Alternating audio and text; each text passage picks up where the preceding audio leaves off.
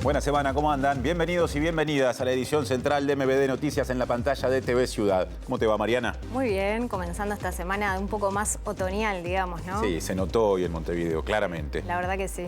Y vamos a meternos ahora en la agenda informativa, destacando de arranque que el ex ministro de Ganadería, Agricultura y Pesca, Fernando Matos, que terminó su gestión al frente del ministerio el 1 de marzo, digamos, será oficializado en minutos por el actual gobierno, el de Yamandu Orsi, como candidato del país para ocupar la presidencia del Instituto Interamericano de Cooperación para la Agricultura, que tiene sede en Costa Rica y que forma parte de las instituciones multilaterales de la Organización de Estados Americanos, la OEA. Sí, Uruguay nunca ocupó esta responsabilidad internacional y la postulación de Matos fue promovida por el gobierno del expresidente Luis Lacalle Pou y aceptada por las autoridades entrantes del Ministerio de Ganadería, Agricultura y Pesca y del Ministerio de Relaciones Exteriores. Además de este asunto, vamos a destacar otros. Vemos titulares. A una semana de haber sido anunciada, la comisión creada por Presidencia para definir la posición del nuevo gobierno sobre el proyecto Neptuno todavía no tiene fecha para su primera reunión. Un estudio elaborado por la Oficina Nacional del Servicio Civil establece que las mujeres ganan menos y están subrepresentadas en las posiciones de liderazgo del Estado, pese a que están más preparadas. El Poder Ejecutivo extendió por un año el régimen de promoción de inversiones vía exoneraciones tributarias aplicable al área de la construcción que instauró el anterior gobierno encabezado por el expresidente Luis Lacalle Pou a fines de abril del 2020. El Ministerio de Industria, Energía y Minería informó los nuevos precios de los combustibles que regirán a partir de esta medianoche. El precio del gasoil bajará 1,5%, mientras que las naftas se mantendrán sin cambios. Mañana comienza la campaña de vacunación antigripal. El Ministerio de Salud Pública adquirió 600.000 dosis de la vacuna que podrá ser suministrada tanto en adultos como en niñas y niños.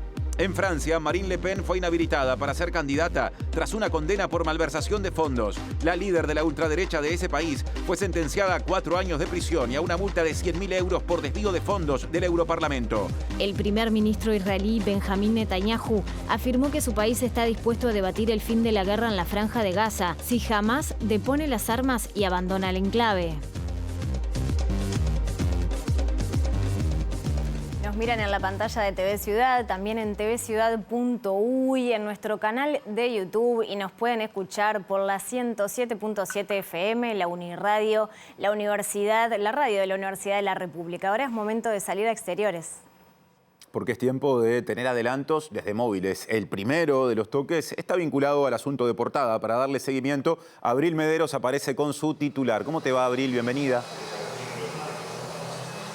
Gracias, Martín. Sí, exactamente como lo mencionaban ustedes recién, está por finalizar esta reunión en la que participan el presidente Yamandu Orsi con el canciller Mario Lubetkin y el ministro de Agricultura Alfredo Frati con el extitular de esta cartera, Fernando Matos, que justamente va a recibir la oficialización de su candidatura para este organismo de la OEA encargado de la agricultura y también seguramente otros anuncios en lo que respecta al Mercosur que van a ser dados en unos minutos nada más por el canciller Lubetkin, así que los aguardo hasta entonces. A pocas cuadras de allí está Diego Martini con un asunto diferente. ¿Cómo te va, Diego? Martín, Mariana, buenas tardes para todas y todos. Así es, un asunto diferente pero que es muy conocido, que es la situación crítica de la Caja de Profesionales y Pensiones del Uruguay, que está en una situación crítica financieramente y que por 5º año consecutivo volvió a dar déficit en sus arcas. Y esto además tiene un récord de pérdidas en cuanto a lo que son los egresos, que superan ampliamente a los ingresos, y de esto vamos a estar hablando con la asociación de afiliados justamente de la Caja de Profesionales, que son quienes sostienen principalmente con sus aportes mes a mes el funcionamiento de esta caja, que ya además preocupa al Poder Ejecutivo y desde hace tiempo el gobierno anterior también venía trabajando en poder paliar esta situación. Muy bien, y vamos con otro adelanto, porque pese a los reparos expresados desde sectores de la oposición, el diputado Frente Amplista, Gabriel Otero, aseguró que el gobierno prepara modificaciones al decreto que regula las ocupaciones en los lugares de trabajo aprobado durante la administración pasada.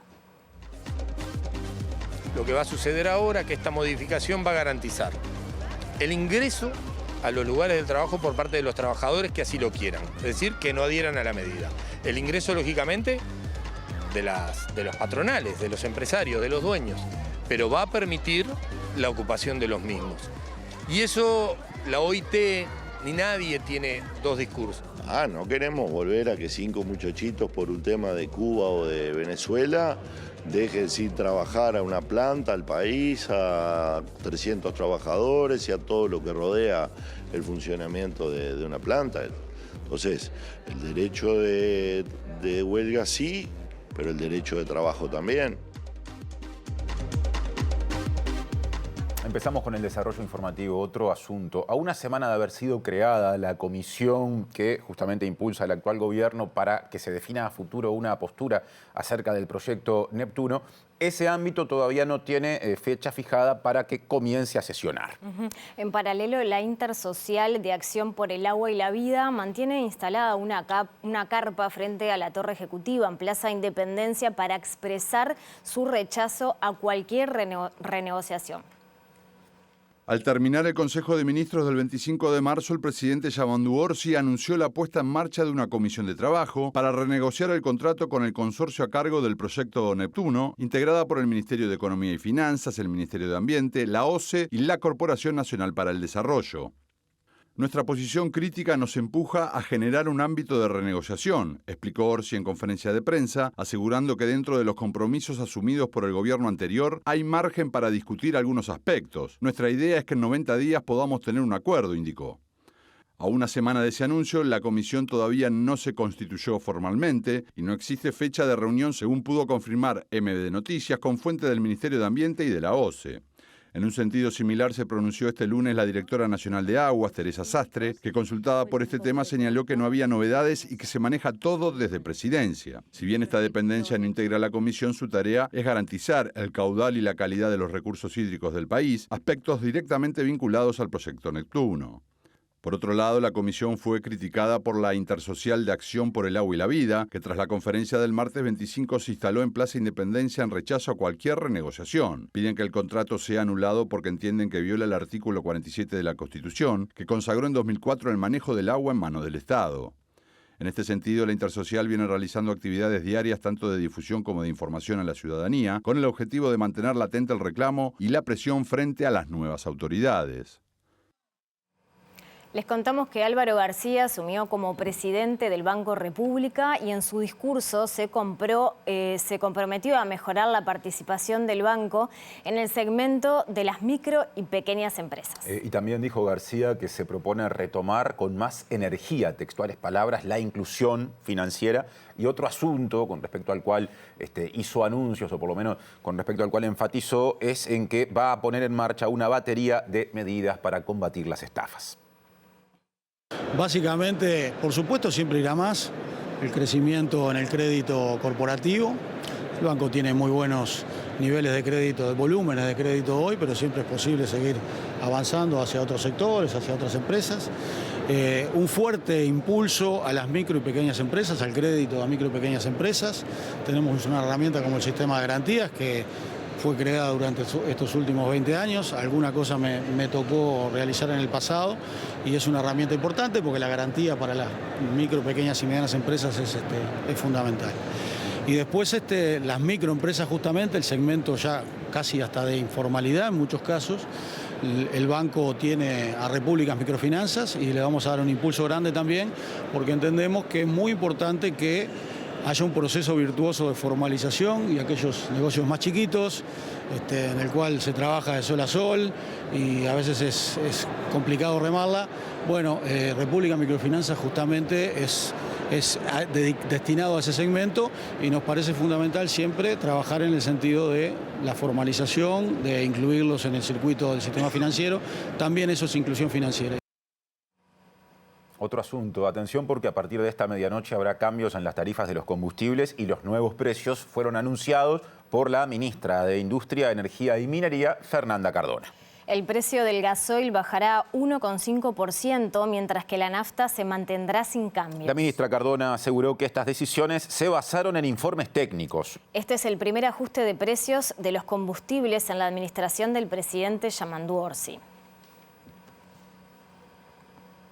Y ahora otro asunto, porque precisamente el presidente Orsi, pero además también la vicepresidenta Carolina Cose, el secretario de la Presidencia de la República, Alejandro Sánchez, y el prosecretario Jorge Díaz mantuvieron en la residencia de Suárez y Reyes la primera reunión de coordinación con las bancadas del Senado y también de la Cámara de Representantes del Frente Amplio.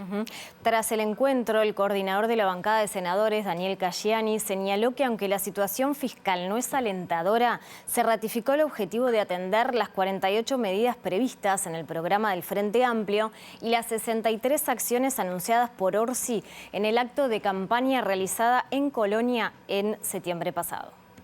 Queríamos comentarles que la situación que nos hemos encontrado luego de asumidas las responsabilidades tanto en el Gobierno Nacional como en el Parlamento, sin duda la situación es un poco peor de lo que pensábamos. Y sin duda los datos no son nada alentadores en términos de cuál es la situación o el punto de partida que tiene este gobierno, pero también queremos ser muy claros y muy enfáticos que el compromiso de esta fuerza política, de los integrantes del Parlamento Nacional, del Presidente de la República y todos sus ministros es de trabajar de nuevamente para cumplir las 48 medidas que se comprometieron ante la ciudadanía en las últimas elecciones nacionales, y por eso hemos definido estos puntos prioritarios que además tienen después 63 acciones que van a ser además no solamente publicadas por parte del Poder Ejecutivo, sino también van a ser medidas por parte de los diferentes organismos del Estado, justamente para también rendir cuentas a la ciudadanía. Lo que queremos dejar meridianamente claro es que la agenda del Poder Ejecutivo es la agenda de la bancada de legisladores del Frente Amplio en el Parlamento Nacional, y las prioridades que establezca el Gobierno son nuestras prioridades también. Como decía Daniel, en las próximas horas va a estar compareciendo por invitación de la bancada del Frente Amplio a la Comisión de Hacienda de Diputados el ministro de Economía, donde de alguna manera hará un raconto de la situación de las políticas macroeconómicas del país. Para nosotros es extremadamente fundamental conocer el punto cero, el inicio, que tiene que ver con el ingreso en el mes de junio de la rendición de cuentas, porque ahí vamos a tener real dimensión de cuál es la situación económica y financiera del Uruguay. Como decía Daniel, lo hemos dicho ya en contables oportunidades, tenemos una fragilidad fiscal importante, tenemos una situación de endeudamiento que también es compleja y un nivel de gasto que está en sintonía. Esto significa que partimos de un punto cero realmente complejo para el Uruguay, pero tenemos un equipo económico capacitado, preparado y suficientemente serio como para revertir esa situación que se viene planteando. Un reciente balance del ejercicio 2024 de la Caja de Profesionales registra un nuevo crecimiento del pasivo y proyecta un agotamiento de sus reservas financieras. Y desde la institución se informó que la directiva está trabajando con el Poder Ejecutivo y el Legislativo para buscar una solución, es decir, asistencia financiera que permita cumplir con las obligaciones contraídas. La Caja de Jubilaciones y Pensiones de Profesionales Universitarios, en su último balance y memoria del ejercicio 2024, registró un déficit de 2.245 millones de pesos y por quinto año consecutivo, el pasivo es mayor que el activo. El balance señala que la edad promedio de los jubilados de la Caja de Profesionales fue de 73 años, mientras que las jubilaciones promedio están situadas en 94.721 pesos. Esto es 4,7 veces más que la jubilación mínima que actualmente otorga el Banco de Previsión Social, que al día de hoy representa 20.063 pesos. También estableció que las pensiones promedio se ubicaron en los 56.951 pesos. La cifra de aportantes a la caja también descendió en los últimos 4 años. Mientras en el 2020 había 3,37 profesionales aportantes por cada jubilado, el año pasado hubo solo 3,07 activos por cada pasivo. En un universo total de 173.478 profesionales universitarios, la Caja de Jubilaciones y Pensiones Profesionales contabilizó 63.759 declaraciones de ejercicio, un 37% de ese total. Entre las profesiones que realizaron mayores declaraciones se ubican los médicos, con 13.626, los contadores, 9.775 y los abogados con 7.774.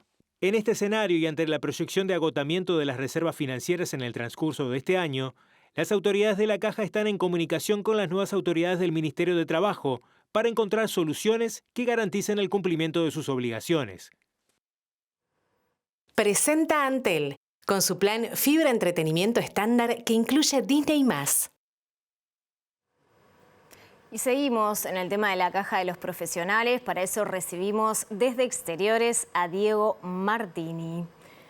Diego, ¿cómo andás? Sí, así es, compañeros, escuchábamos en este tape cómo se viene dando la situación en la caja de profesionales y pensiones del Uruguay, que es una situación que preocupa y ocupa también al nuevo gobierno. También sucedió con el gobierno anterior y también con el Poder Legislativo, de poder buscar una situación definitiva, algo que ya desde hace años, digamos, se viene asistiendo financieramente para paliar la situación, pero se plantea y se busca y se está intentando tener una solución definitiva a un problema que ya viene desde hace años, y para esto vamos a hablar con Cristina Hamburguesa, que es la presidenta de la Asociación de Afiliados a la Caja de Profesionales. Cristina, bueno, de esta situación que ya se viene dando desde hace varios años, se conoció ahora el balance del año anterior, ¿qué esperan que se pueda hacer con las nuevas autoridades?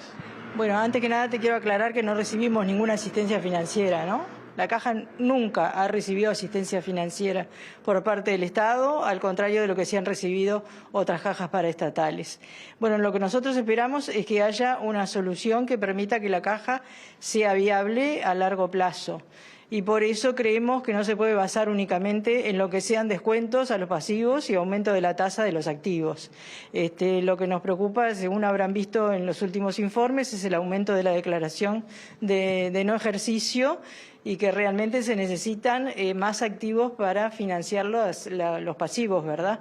Entonces creemos que nosotros proponemos en realidad 4 puntos que creemos tienen que ser solucionados en primera instancia y entrar después a un profundo cambio de la ley orgánica, pero que se estudie con más tiempo y más tranquilidad.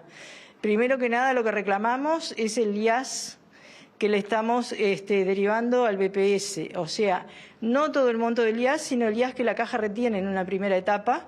Ese es el que reclamamos porque constitucionalmente los tributos, según lo dice la Constitución, el artículo 67, deben ir para los organismos de seguridad social. Y entendemos que nuestra Caja es un organismo de seguridad social, ¿verdad? Y que en este momento lo está necesitando.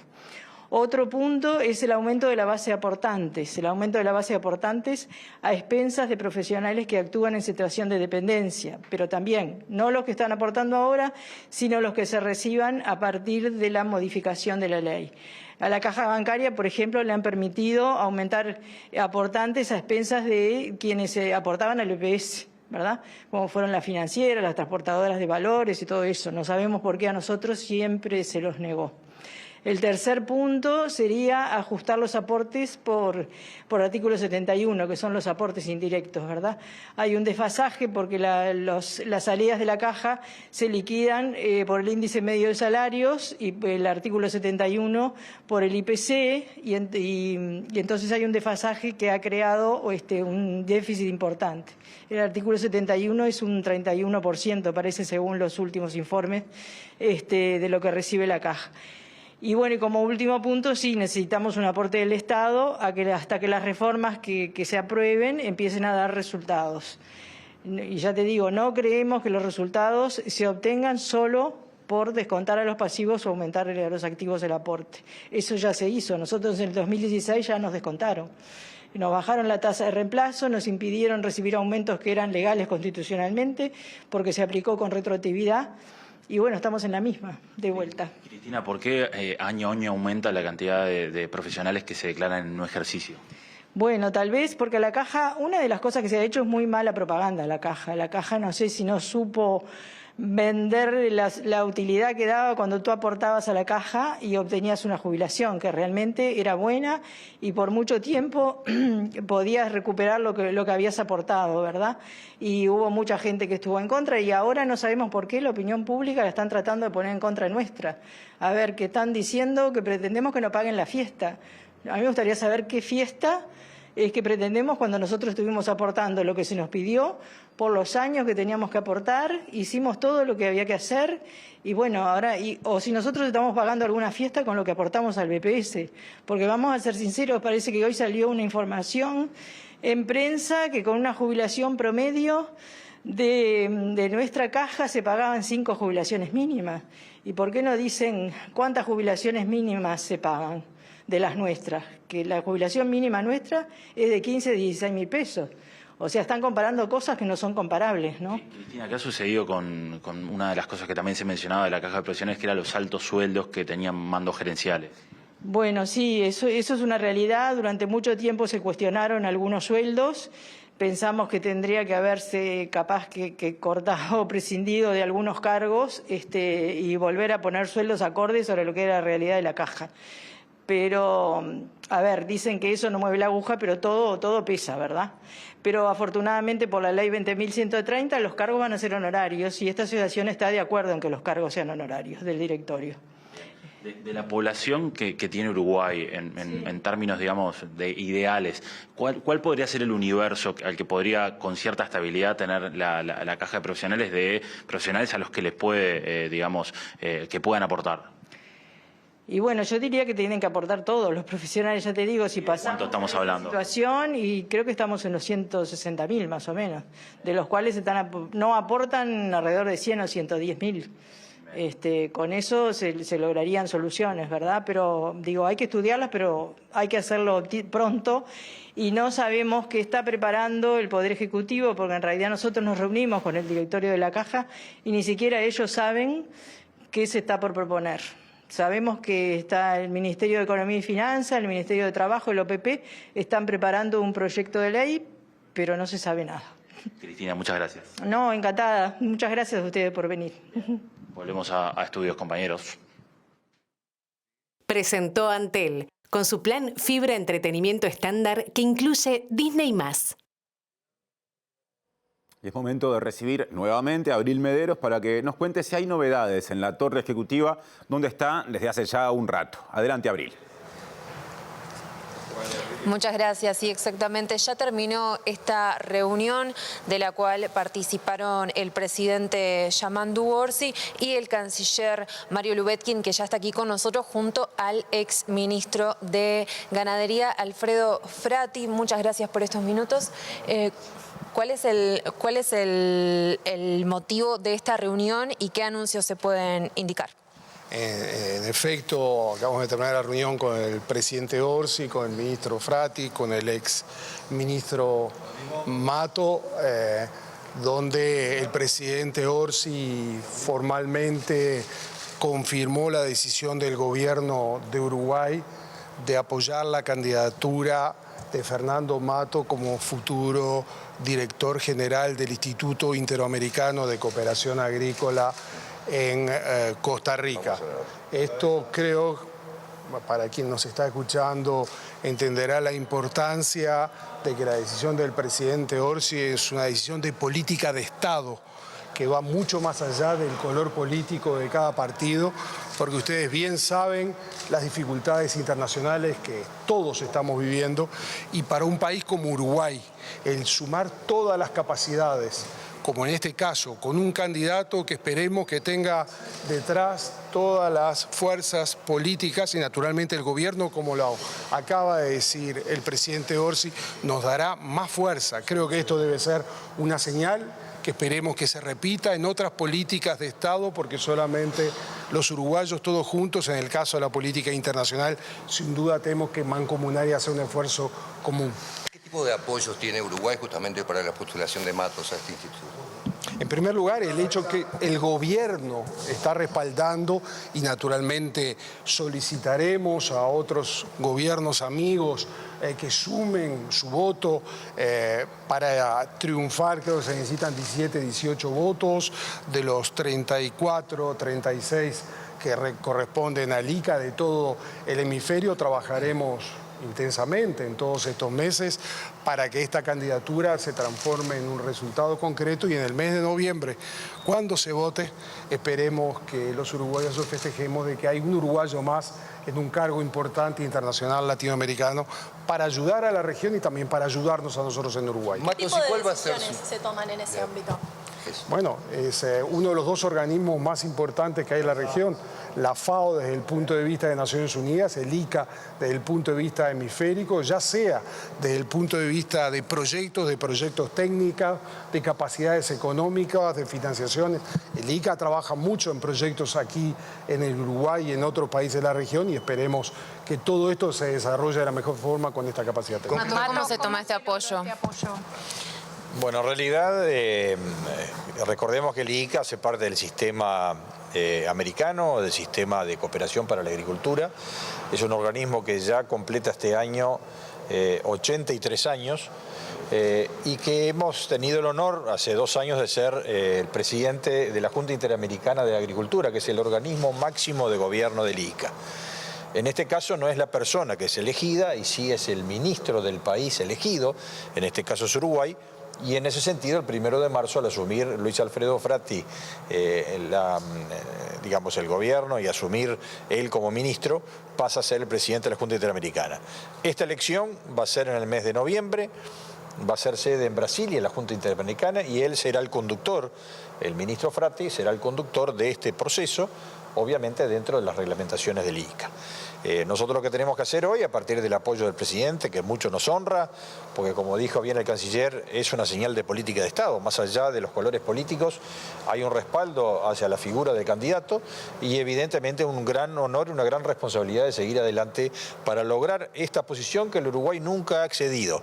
Sería la primera vez que un uruguayo accede a la dirección general del ICA y a partir de ahí la posibilidad de llevar adelante distintos proyectos, distintas colaboraciones, distintas ayudas para el Uruguay y para todo el hemisferio. Acá no se trata no solo de pelear por un país, pero sí de llevar adelante las políticas públicas agropecuarias, de asistencia a la ruralidad, a los pequeños productores, a los temas de resiliencia en cuanto al cambio climático, a los temas de la sostenibilidad y a los temas de la bioeconomía y al comercio exterior también de los productos agrícolas. Por lo tanto, hay todo un conjunto de políticas que se pueden llevar adelante en coordinación con los países y por lo tanto es una tarea que tanto Cancillería como el propio presidente de la República colaborarán con este candidato para llevar adelante la voz del Uruguay. Ha tenido una enorme repercusión el hecho de que como política de Estado justamente el Uruguay postula a alguien que viene desde la oposición, que ha sido ministro de un gobierno anterior de un color político distinto. Pero esto no se trata de banderías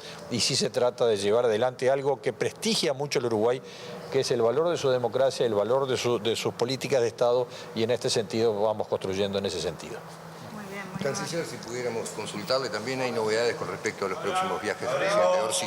Sí, bueno, una consulta que ustedes tantas veces hicieron y finalmente sí, el presidente de la República hará su primer viaje al exterior al inicio de la próxima semana, viajará a Panamá, donde se encontrará con el presidente de la República y posteriormente tendrá encuentros con empresarios, con el sector empresarial.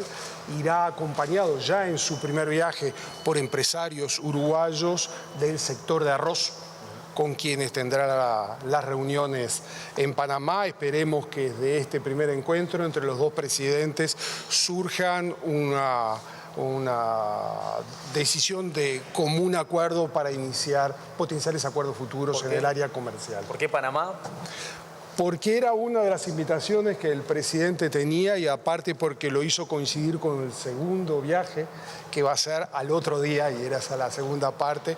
El presidente se trasladará a Honduras, donde se realizará la cumbre de presidentes de la Comunidad de Países de América Latina y el Caribe, el CELAC, donde están previstos la participación de muchos presidentes de América Latina y del Caribe y de muchos ministros de América Latina y el Caribe, donde el presidente tiene previsto múltiples reuniones bilaterales con numerosos colegas que lo esperan allí, en Honduras. ¿Cuáles son esas reuniones bilaterales? Bueno, está previsto encuentros con muchos primeros ministros del Caribe, con el presidente Petro, que vino acá el 1 de marzo, pero que a partir de la reunión cumbre del 9 de abril asume la presidencia de la CELAC.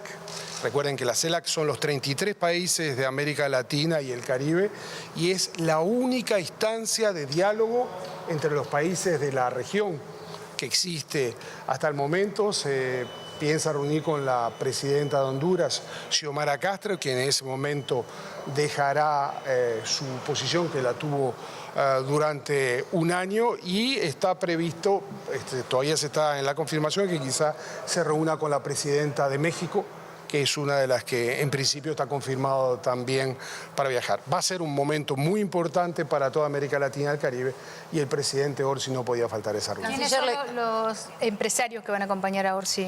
Tengo entendido que son los empresarios más destacados del área de arroz, que lo van a acompañar allí, que estuvieron justamente en la reciente feria del arroz que se realizó en 33. Uno de los reclamos que ellos hicieron, uno de las solicitudes públicas que hicieron era poder abrir el mercado de México y algunos países de Centroamérica. Bueno, esta es la respuesta inmediata de este gobierno en concreto, que es abrir el camino con uno de los principales países centroamericanos. Usted ha mantenido reuniones, hay sectores reclamando que se declare como genocidio las agresiones de Israel a Palestina y también la retirada de la oficina de la ANI en la Universidad Hebrea de Jerusalén.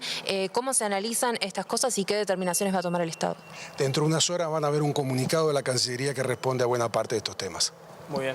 Muchas gracias. Gracias.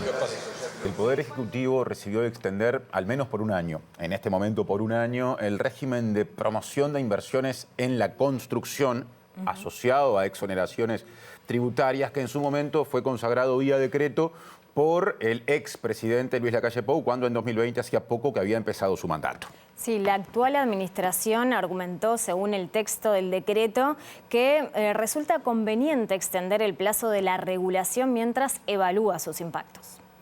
Según informó La Diaria, en la primera reunión del Consejo de Ministros, el presidente Yamandu Orsi firmó un decreto para extender la normativa impulsada en el gobierno anterior, que amplía los beneficios fiscales a la construcción. El decreto está disponible en la página web de Presidencia, si bien Orsi no hizo mención a la resolución en la conferencia de prensa al término del Consejo. En abril de 2020, el entonces presidente Luis Lacalle Pou había dispuesto un conjunto de beneficios para la construcción, para la venta o arrendamiento de inmuebles, con destino a oficinas o vivienda, y las urbanizaciones de iniciativa privada, correspondientes a proyectos de gran dimensión económica, que implican actualmente un valor en obra civil y bienes inmuebles destinados a las áreas de uso común de 30 millones de unidades indexadas. La normativa establece que previo al asesoramiento de la Comisión de Aplicación de la Ley de Inversiones, el Poder Ejecutivo otorgará exoneración de todo tributo a la importación de maquinaria para la obra civil, así como distintas deducciones en el impuesto a la renta de las actividades económicas y el impuesto al patrimonio. En el texto del decreto, firmado por el presidente y la titular de Vivienda, Cecilia Cairo, entre otros ministros, se señala que resulta conveniente extender el plazo de este régimen mientras se evalúan los impactos del mismo. El Frente Amplio había anunciado la modificación de los mecanismos de promoción y exoneración de inversiones durante el actual gobierno. Las bases programáticas del partido establecen que las políticas de promoción de inversiones deben focalizarse en promover actividades en las que se identifique un fuerte impacto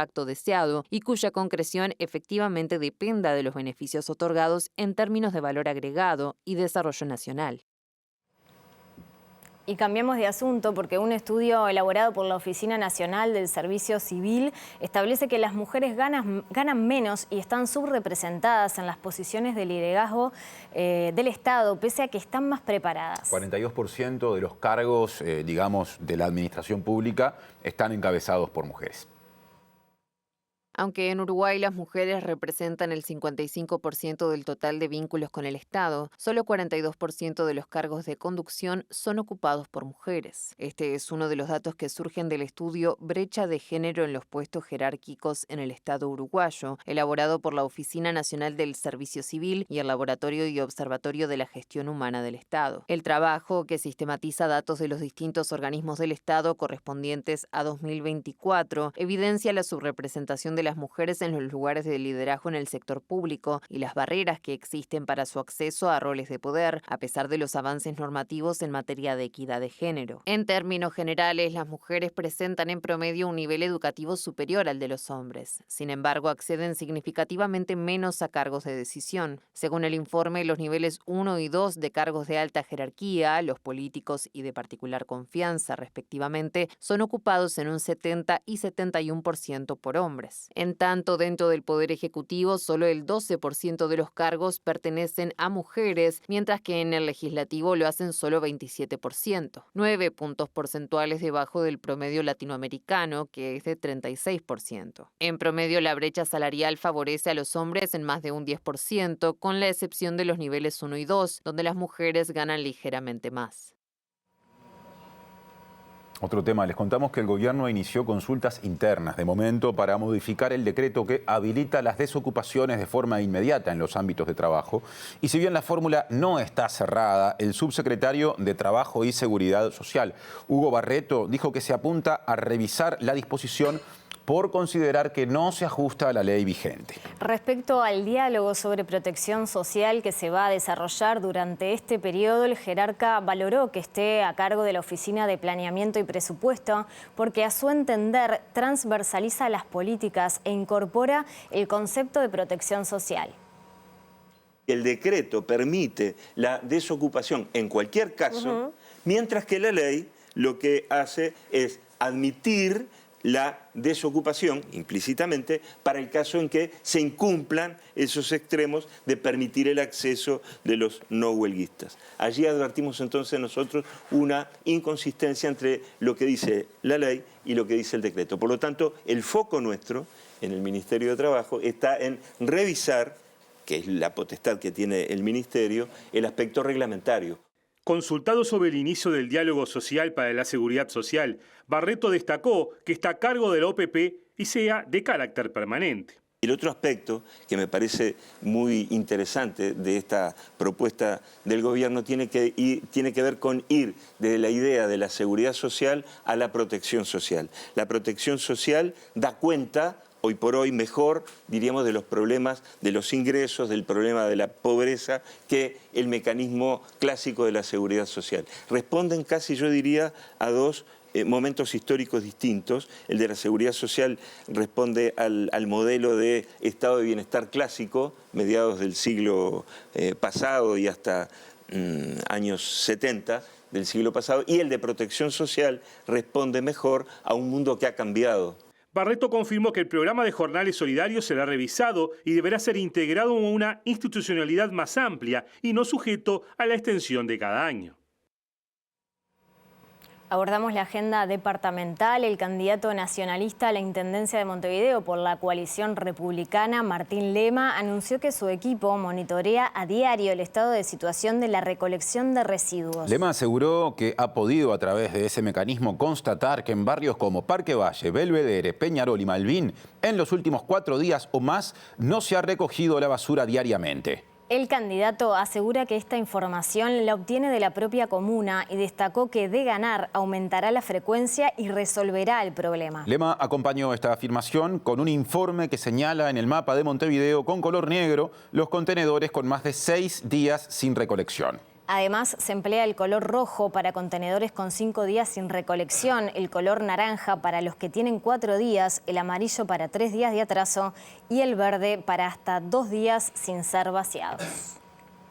Presenta Mercado Agrícola de Montevideo, en el corazón de un barrio donde late la ciudad. Mercado de Historias. Mercado de Historia.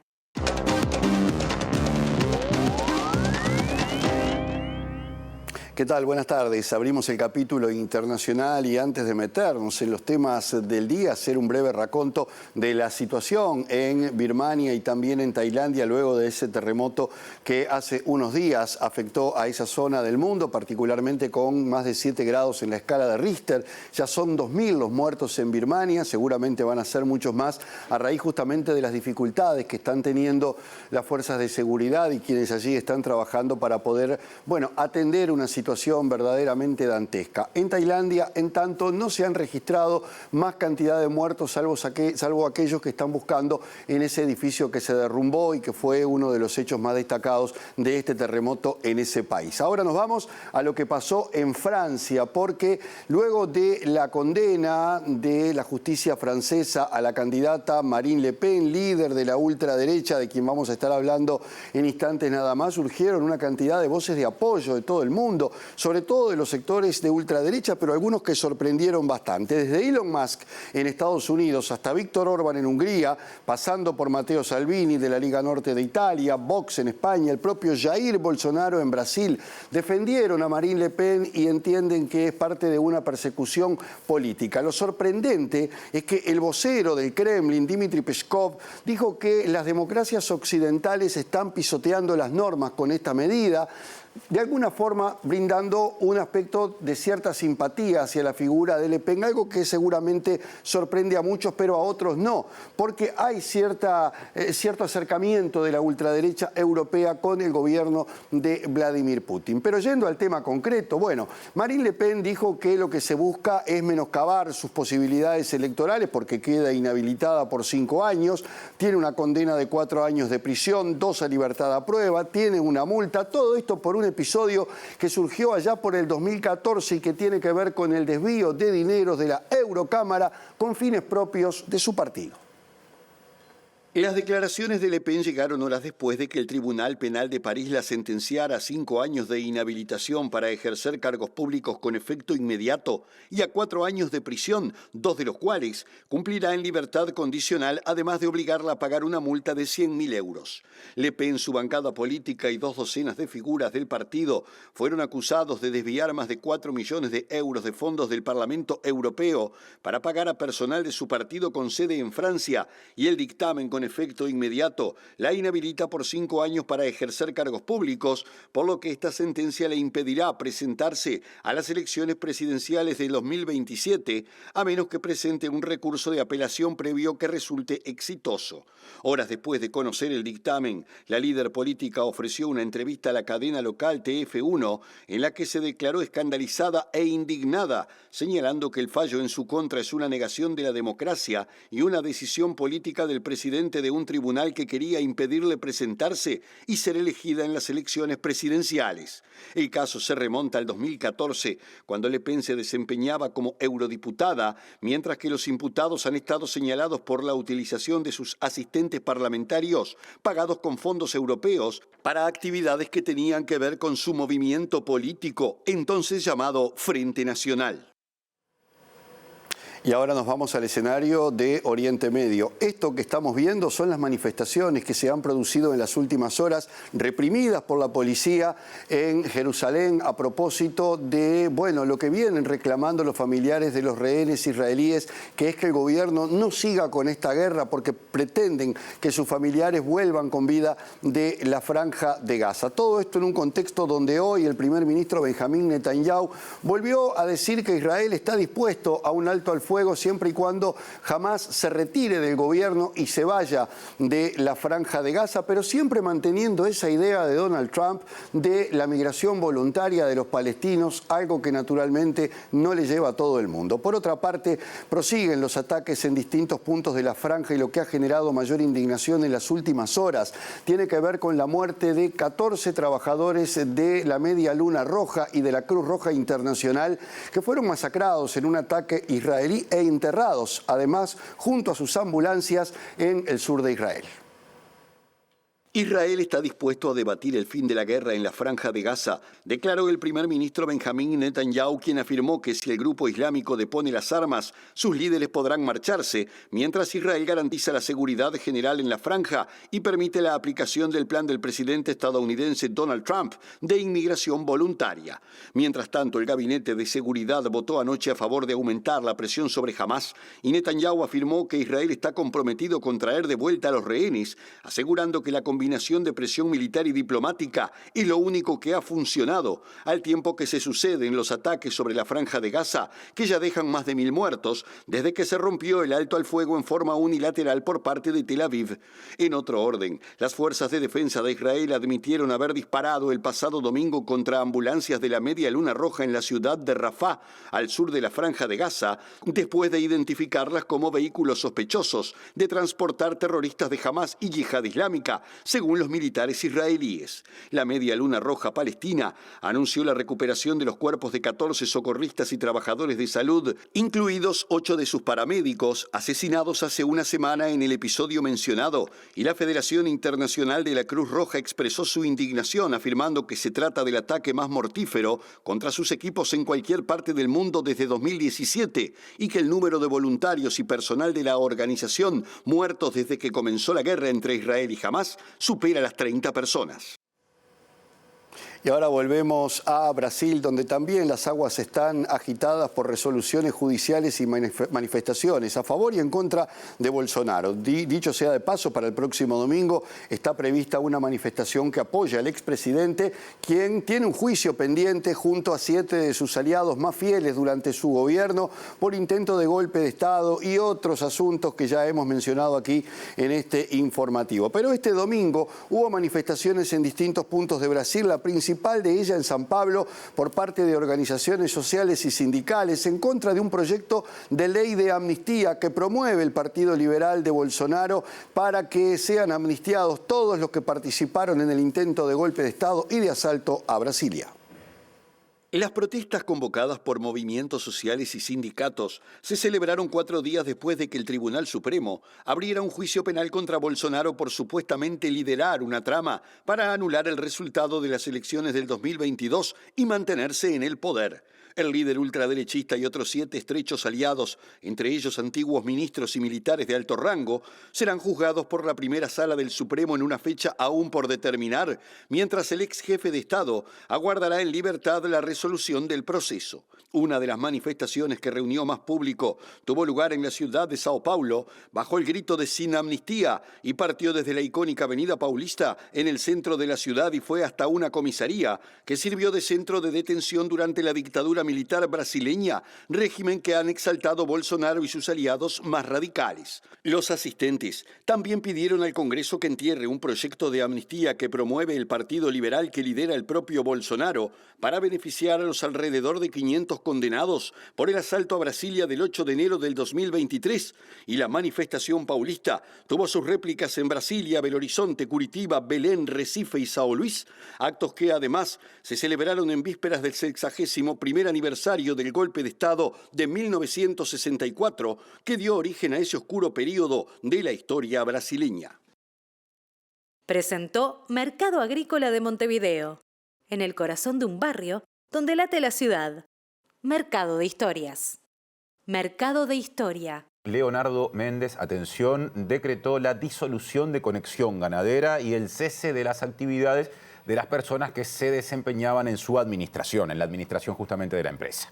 En una resolución judicial a la que accedió el país, se definió esta medida y por ende se suspendió la Junta de Acreedores que se había convocado en agosto del 2024. La justicia decretó la liquidación, textuales palabras, de la masa activa de Conexión Ganadera, manteniendo la suspensión de la legitimación para disponer y obligar a la masa del concurso, continuando la sindicatura oportunamente nombrada.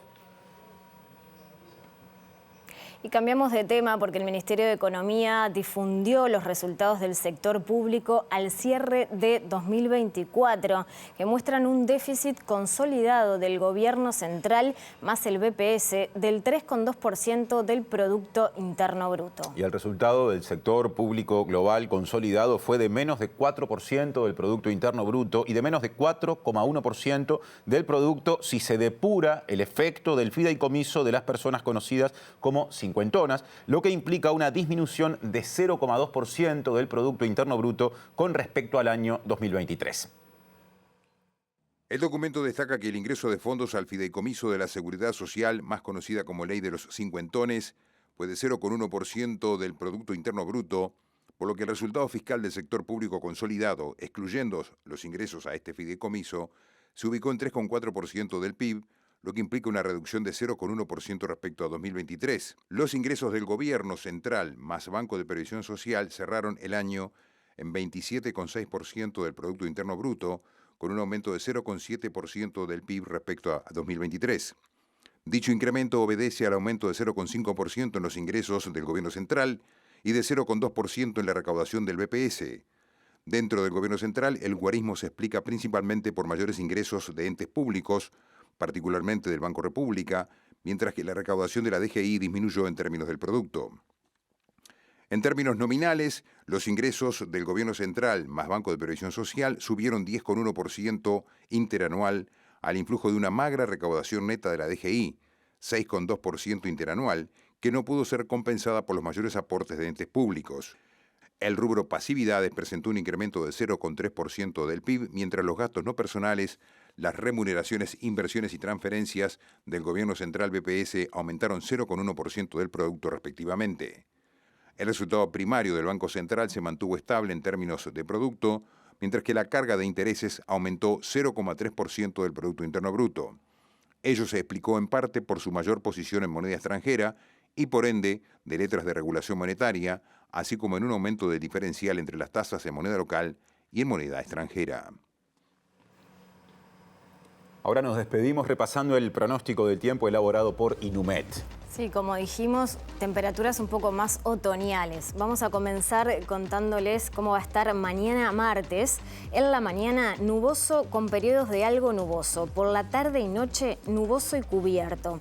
En relación a las temperaturas máximas va a ser 21 grados y la mínima 12 grados. Nos metemos ahora en el pronóstico para pasado mañana, día miércoles 2 de abril. Por la mañana en Montevideo y área metropolitana se espera que el cielo esté de cubierto a nuboso con probables precipitaciones, atención, y también con neblinas. Y por la tarde y la noche, nuboso a algo nuboso y con neblinas. Temperaturas extremas pronosticadas para el miércoles, una mínima de 12 grados y una máxima de 22. Y estamos cerrando, ¿no? Sí, ahora sí, estamos cerrando, nos despedimos, quédense en TV Ciudad porque se viene el lado B y después en Síntesis. Ahí está, y mañana tempranito la primera edición de MBD Noticias estará al aire en la pantalla de TV Ciudad desde las 8, el segundo turno informativo llegará a las 13 y estaremos con Mariana a las 18:55. Que pasen bien. Hasta mañana.